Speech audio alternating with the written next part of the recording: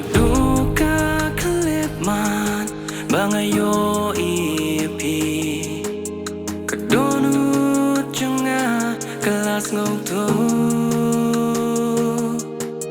bangam yo ishu shaway kum ka Jingbhabriew trong pi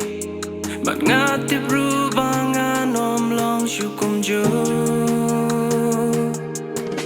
nganget baka chingem jong ngakan kila shirta bat baro ki ching it kiba ngadon ngan ai lo happy tang happy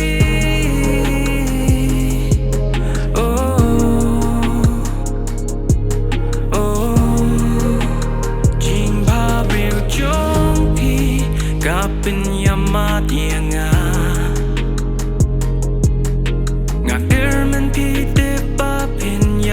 kum ni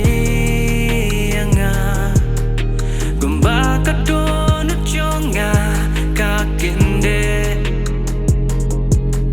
tu tip mom don show yang a shaway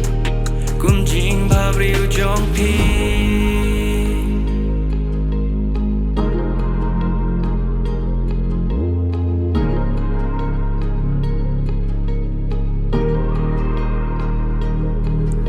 Baroki jing motor ki jonga kila or long lot minta balada pila ban pe donu jonga then yo iya ka Jingbhabriew jong pi anda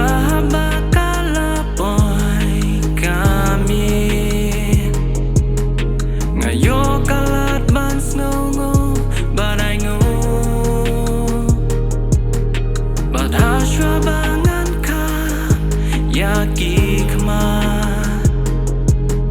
ngapet ya pi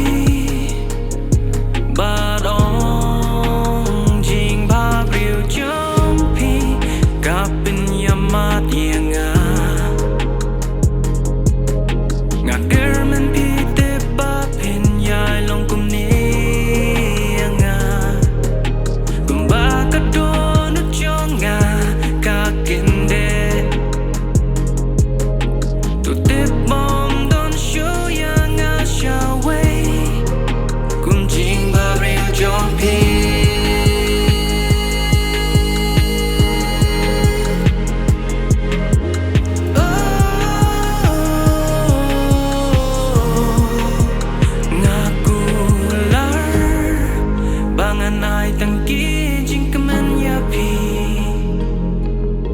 Walang am tip jing em ka e wan wan ja